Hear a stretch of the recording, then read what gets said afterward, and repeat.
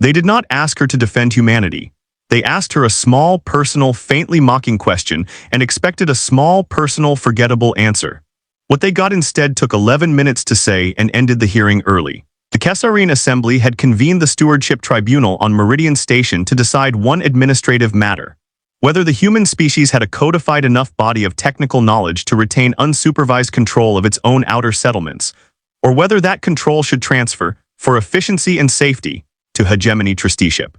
The transfer document ran to 400 pages. It used the word provisional 11 times and the word temporary 0 times.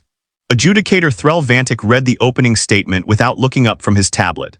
"The Assembly does not doubt human ingenuity," he said, in English so precise it sounded rehearsed for centuries, which it had been. "The Assembly doubts human pedagogy. Your species transmits critical survival knowledge through unregistered, informal, familial channels. No accreditation, no archive, no verification. This is, respectfully, not a system. It is folklore." He smiled when he said folklore. It was a good smile. It had probably worked on 11 other species. Meridian Station's Tribunal wing had been built to make exactly this kind of smile land well. The walls were the pale, unornamented composite the Assembly favored for proceedings meant to feel neutral, though nothing designed by one side of a dispute to judge the other is ever truly neutral. The gallery seating curved in a shallow arc facing the dais, close enough that witnesses could read every micro-expression of the panel deciding their fate, far enough that the panel never had to feel the witnesses breathing. It was, Amara had thought when she first walked in, a room built to make people feel small in a way that was very hard to name and therefore very hard to object to. The evidence packet on the tribunal's screen displayed a chart. Human knowledge transmission pathways, 94% oral apprenticeship, 6% formal institutional. Beneath it, in smaller text, a single word, unstable. Amara Osei sat in the witness gallery because her name had been flagged for exactly this chart. She had been dismissed from the Hegemony Aptitude Academy's Structural Systems program 11 months earlier, not for failing the practical exams, which she had passed with the highest field repair scores in her cohort, but for what her rejection letter called unverifiable pedagogical origin. She had learned to weld, splice, and diagnose failing systems from her grandfather, Amara Osei, who never once called himself an engineer, only a man who could not stand the sound of a machine running wrong.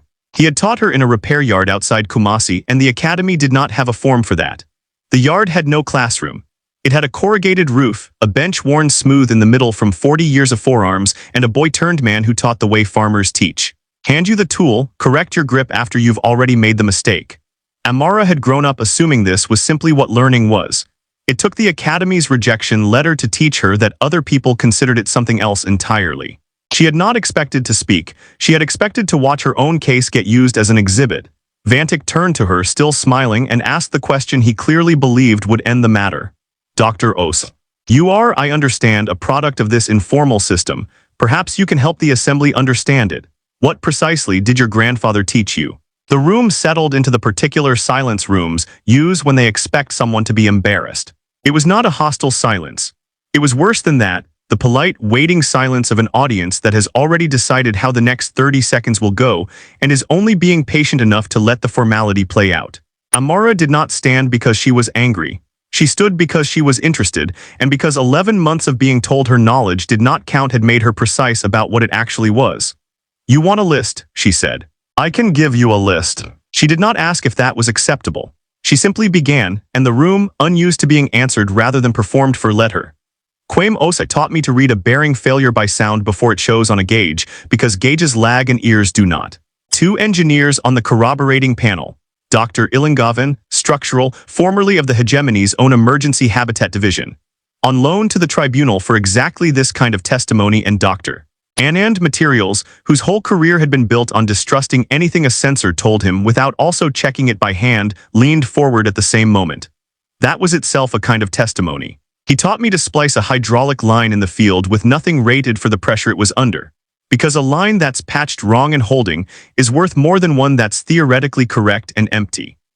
She did not pause between items the way a witness reciting from memory would have paused. She spoke the way someone speaks when they've already done the hard part, deciding which 11 years of a man's teaching were worth compressing into a hearing room, and everything after that decision was just delivery. Vantic's smile had not moved yet. It would. He taught me to diagnose a generator by its exhaust color in daylight and its exhaust color in shade, because the same failure reads differently depending on how the light hits it, and any manual that doesn't account for that was written by someone who never fixed a generator at 4 in the afternoon. Dr. Anand made a small sound, the sound of a materials scientist recognizing a variable his own instruments had never bothered to isolate. He taught me to ration water for a crew of 6 using body weight, exertion, and ambient humidity, calculated in his head, because the difference between his estimate and a formal ration table was, in every documented case I checked before this hearing, under 4%. He taught me that a machine which has failed once will tell you, before it fails twice, exactly where the second failure will happen, if you learn to listen to what it does right before it stops. He had taught her this the hard way, the only way he taught anything. A compressor at the yard had failed twice in one season, the second time nearly taking 2 of his fingers with it. Instead of writing a warning in a logbook no one would read, he made her stand next to him every morning for a month afterward, listening to a different compressor run, until she could tell him, unprompted, which one would need him before it needed him. She moved to structural loading without slowing down, because the tribunal hadn't stopped her and she still had more to say and a growing sense that time in this room was a resource, not a formality.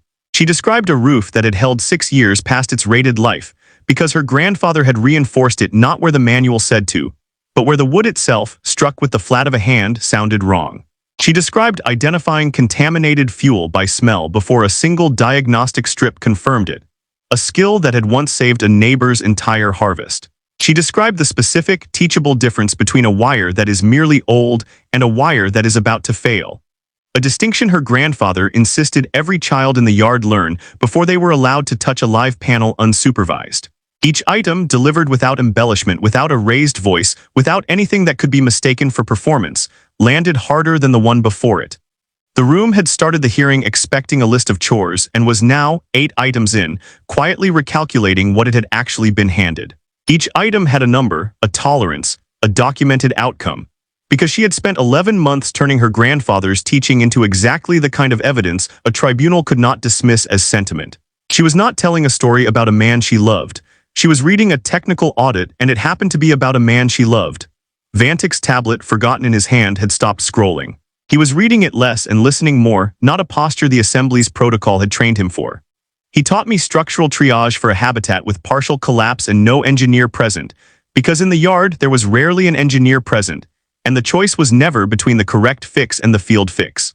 It was between the field fix and nothing. Dr. Ilangavan, who had spent 6 years designing the hegemony's own emergency habitat protocols, wrote something down and underlined it twice. She was on the 10th item, the difference between a load path that has shifted and one that is about to. When the station's ambient lighting flickered, dimmed by a fraction most people in the room wouldn't have consciously registered, and came back. Amara stopped mid-sentence. She had heard that exact flicker before in a much worse place from a much worse machine. That was not scheduled, she said.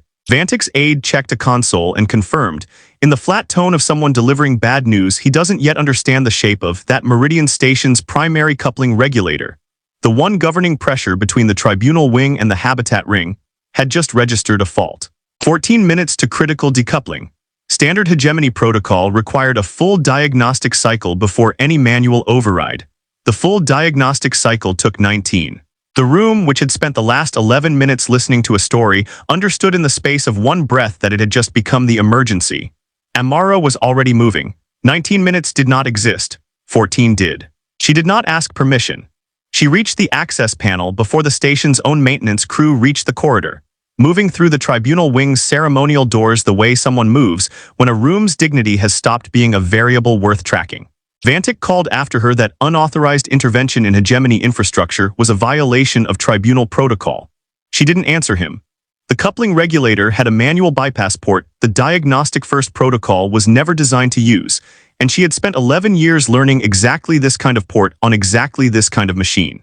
The corridor lighting had shifted to the amber of a system flagging its own uncertainty. Not yet an alarm, only a machine admitting it no longer trusted its own numbers. Behind her, she could hear the tribunal's own maintenance crew arriving at the correct procedural pace. The pace of people trained to run a 19-minute cycle, with no protocol at all for a 14-minute problem. The line was rated for one pressure. It was under another. That was the whole problem, and it was the first thing on her list. She stripped the housing in under a minute.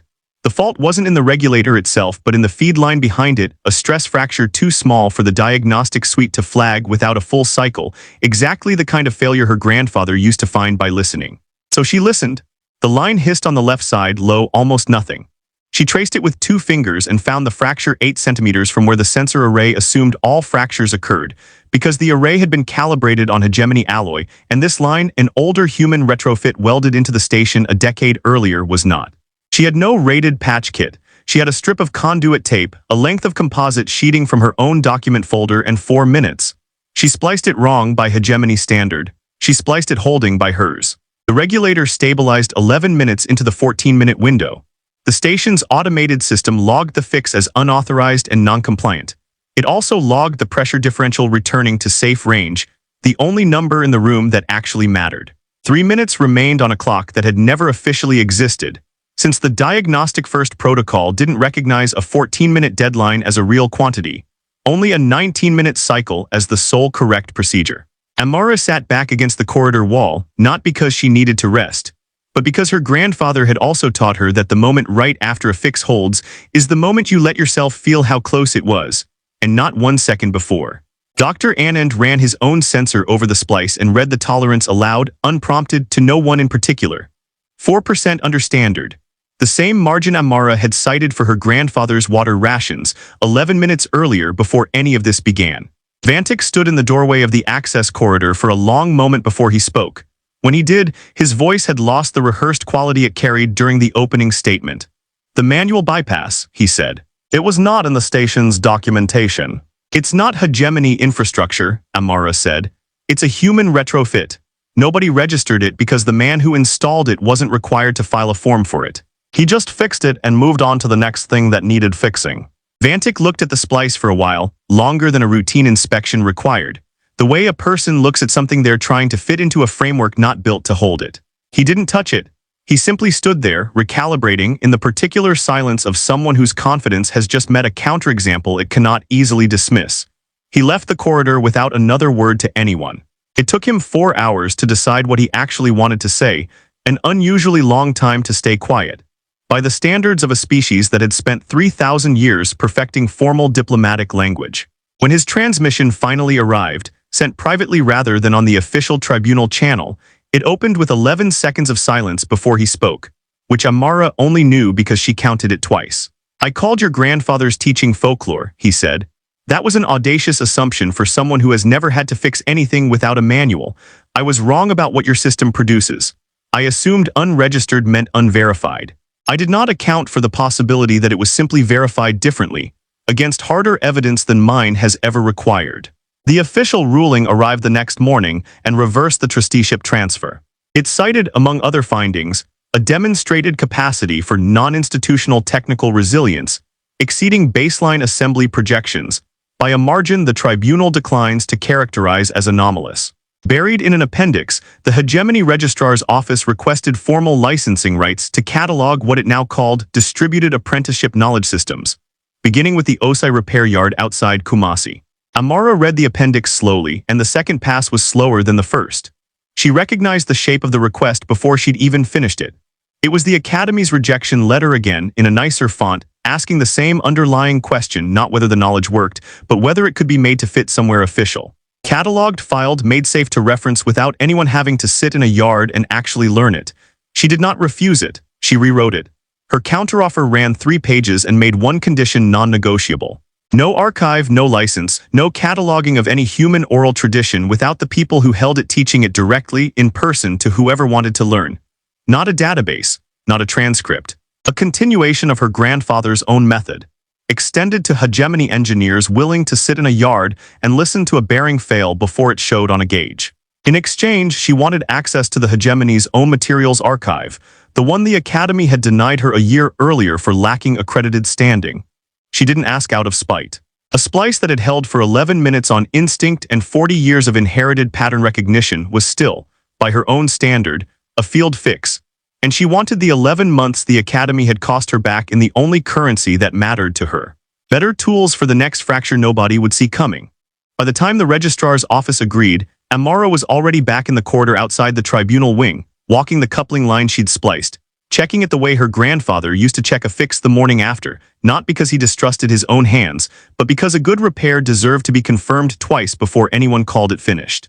Dr. Ilangovan found her there and asked, without any of the formality he'd used during the hearing, whether she'd take on a hegemony structural cadet for a season, the way her grandfather had once taken her. She said she would on one condition. The cadet would spend the first week doing nothing but listening to machines run, correctly and incorrectly, until they could tell the difference without being told. Ilangovan didn't argue. He'd underlined that exact detail twice in his own notes hours earlier, before he had any reason to think it would apply to him. Word of the hearing reached the Osei yard outside Kumasi before the official transcript did, carried the way important news still traveled there, by someone who knew someone who'd watched the feed. Amara Osei, 74 years old and mildly annoyed that the story had made him sound more solemn than he remembered being, said only that he'd taught her to fix things because things needed fixing, and that he'd never once thought of it as a system worth defending to anyone, let alone an entire species from somewhere else. She had been thinking about the next apprentice since the 10th item on the list.